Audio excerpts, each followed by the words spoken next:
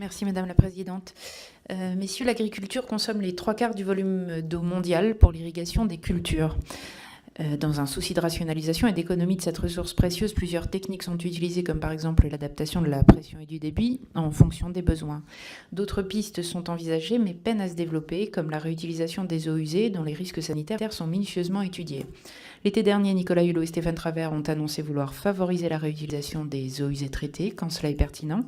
Au printemps, la Commission européenne a proposé un règlement pour encadrer et faciliter la réutilisation de cette eau pour l'irrigation agricole. Ce texte qui prévoit de confier à une autorité compétente la vérification de la conformité et la publication des résultats de ces tests sera soumis prochainement au Parlement et au Conseil européen.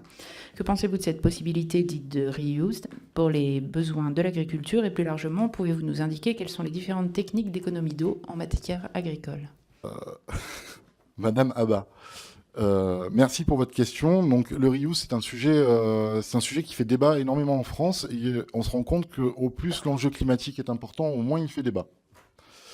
Au moins il fait débat parce que, comme on vous a dit, c'est près de 2% des usages français et 14% dans toutes les régions qui sont en stress hydrique.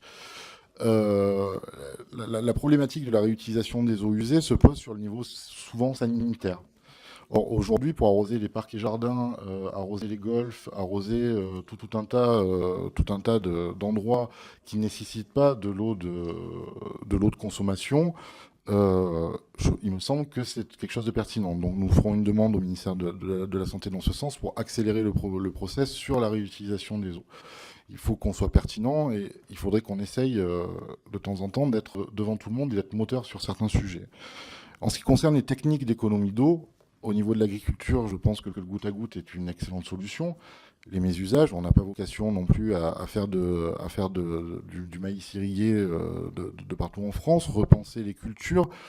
Aujourd'hui, nous avons des cultures qui sont complètement résistantes à la sécheresse.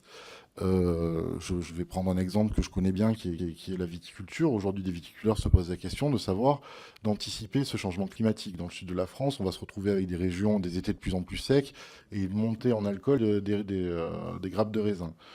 Donc, l'ensemble de la profession, qui n'est pas sous AOC, puisque non soumis aux contraintes, en fait, se pose la question actuellement de savoir quels cépages pourraient être introduits sur nos territoires afin de pouvoir pallier à l'ensemble de ces problématiques. Durant nos différents déplacements, nous avons pu également rencontrer tout un tas d'acteurs et nous avons rencontré, que ce soit en Espagne, qui a une université dédiée aux problématiques de l'eau, que ce soit avec certains intervenants d'Israël ou des Australiens, des pratiques qu'il faudrait essayer de généraliser sur notre territoire. C'est-à-dire qu'aujourd'hui, nous avons quand même des moyens techniques qui nous permettent une gestion d'eau à la racine, par le biais de sondes. Donc, et même au niveau des pesticides, ça serait beaucoup plus pertinent puisque l'ensemble des pesticides n'irait pas à la nappe, mais irait directement sur le légume et le traitement serait beaucoup plus pérenne.